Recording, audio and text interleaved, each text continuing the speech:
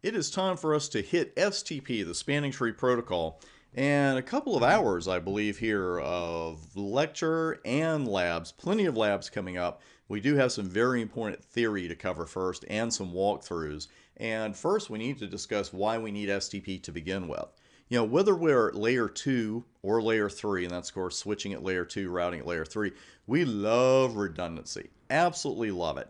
You know, we've got to have a backup path because a single point of failure for anything in today's networks, it's just not acceptable. We can't have a path go down between point A and point B and there be no other path to get there. We just can't have that. Now, with that in mind, there are really important differences between L2 redundancy and L3 redundancy. And if you haven't worked with a routing protocol yet, no worries. We're definitely going to take care of that later in this section or in this course. But with layer 3 routing protocols, and I know you've worked with RIP now, but not a ton of OSPF and EIGRP, these protocols allow us to use secondary paths in addition to the primary paths, because there will always be a better path or a best path.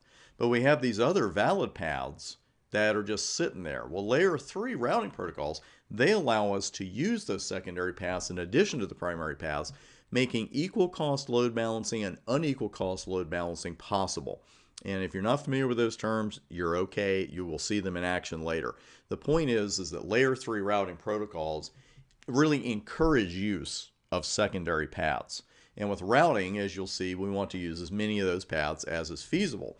Now at layer 2, our redundant paths, our backup paths, if you will, they need to be ready for action in case the primary path fails, in case a port along that path goes bad. But they are not by default going to be used in addition to the primary path. STP is going to discover a loop-free path, the best loop-free path, and then choose that path for use, and the other paths are just kind of on standby in case something goes wrong. What happens is that STP is going to block ports on the valid but less desirable paths, and really those paths are in standby. And anything, a cable goes loose, an actual port goes bad along that primary path, STP realizes that and says, hey, wait a minute, I got to start bringing some ports out of what we call blocking mode because now we need to use this backup path. Now, I've kind of used the terms, best path and, less desirable path. Well, where does that come from? What happens is that STP analyzes port speeds, and it would do so in this network as this is a lot of redundancy. It doesn't matter which switch needs to send frames to which switch. We have several different paths for them to get there. And STP would analyze this and say, okay, here's the best path to get from A to B or to send frames from here to point B. And I'll put the other ports in blocking mode so that we have one loop-free path. And STP again would determine not only which ports should be open, but which ones will be closed, and also in case a currently open port goes down or some other problem arises, STP says, okay, here's the next port that should be open. Switching loops, that's what STP helps us avoid, switching loops, and it works so well that plenty of networks do not even fine-tune spanning tree protocol. I hate to just say small network or medium-sized network, as these are, pretty relative terms. But at a lot of places, just 4 or 5 switches, maybe a few more, it's like, they don't even fine-tune STP because it works so well. And it helps them avoid switching loops. Now, switching loops, and I'll remind you of this more than once, happen at layer 2 of the OSI model. Because when we're in the exam room, we're in there to what? We're in there to win. We're in there to score points, not give them away. If Cisco is asking us a question about a switching loop or an L2 loop, they're talking about spanning tree protocol, as opposed to routing loops, which we will discuss in the routing section. But just watch that. It's a big difference, switching loops and routing loops. We're talking about switching loops here. And what we mean is, going back to our 4-switch network here, if the switch in the upper left-hand corner wanted to send frames to the switch in the lower right-hand corner, STP will give it one path to do so. Because if STP didn't do that, the frames could be sent to one switch, which then sends them to another switch, which then sends them back to the original sender. Or the 2 switches could just start sending the frames back and forth to each other. And I'll actually show you, when we get to routing loops, I'll actually show you what one looks like. And it's pretty gnarly to use an ancient word, but it's just a real mess. Because what happens is the switches keep going back, excuse me, the frames keep going back and forth between different switches, but they never get to their destination. So if that sounds bad, that's because it is. And switching loops cause serious issues. Some are just annoying, but some are highly critical. Now, the thing is, the MAC address table entries are going to continually change, and we're going to do a walkthrough on that. You're going to see exactly what I mean. And some or all of the frames sent to point B will never get there. So what happens also with these MAC address table entry changes is we end up with a lot of frame flooding. So there's an unnecessary strain put on the switch CPUs right there.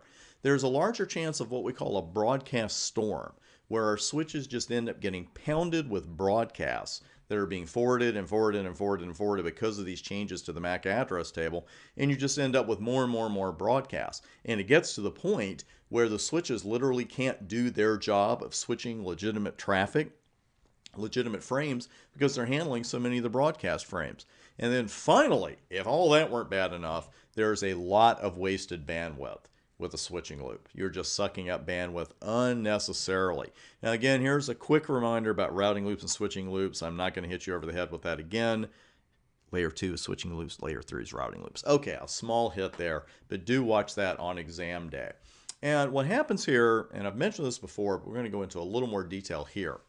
Because if a problem arises with an open port, STP runs what we call the spanning tree algorithm, and it's going to recalculate the available paths and determine which port should be open to compensate for the problematic port or ports.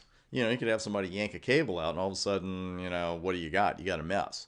Well, STP will start bringing these ports that were not being used from blocking mode into forwarding mode, which is again going to leave one loop-free path between any two endpoints in our switching network. Now, why did I mention that when I just mentioned it 2 minutes ago? Well, here's why. There are intermediate stages that are built into the blocking to forwarding move that help guard against switching loops forming during the transition. And we're going to cover all of these port modes in depth in this section. But what I want to call to your attention now is, with very rare exception, and there's usually one, there's always one in networking, who am I kidding? But as a rule, ports are not going to go from blocking to forwarding just like that, you know, in half a second. It's not going to happen, because if they did, let's say that we had what we call a flapping link. And a flapping link can be caused by several different things, but what it is, it's just a link that is up one moment and down the next. Up one moment, down the next. Maybe you've got a port that's shorting out. Maybe you got a bad cable. And it's fine for 1 minute, and then it goes down for 5 seconds. Then it comes back up. Well, the thing is, if that continues to happen, STP is going to compensate for it, but you don't want STP bringing those blocked ports into forwarding mode just like that. Because if the STP did that, and then that link suddenly comes back up, it just keeps flapping, then you have a little bit of a problem, and you have the danger of a switching loop. So when we talk about these modes and later the STP timers, these things are there for a reason. They're not just there to memorize for the exam. Please trust me on that. They are there for a purpose, and that is to prevent switching loops from forming. Now, that's all fine, you say, but what about these redundant paths? You know, if you're like me, you know, maybe you're a little hard-headed. Maybe you get told theory, because this happens to me. It's like, yeah, I get told I can't do something. I think this just comes from, you know, my childhood. And, you know, my mom said I was that way then. It's like, don't do that. Why not? Why can't I do that? Well, why can't I use every single path from A to B for switching? You know, like we do for routing. Why can't I use all the paths? Well, what we'll do when we come back is have a walkthrough in a network where STP is not in use. And you'll see exactly what I mean, and that is coming up next.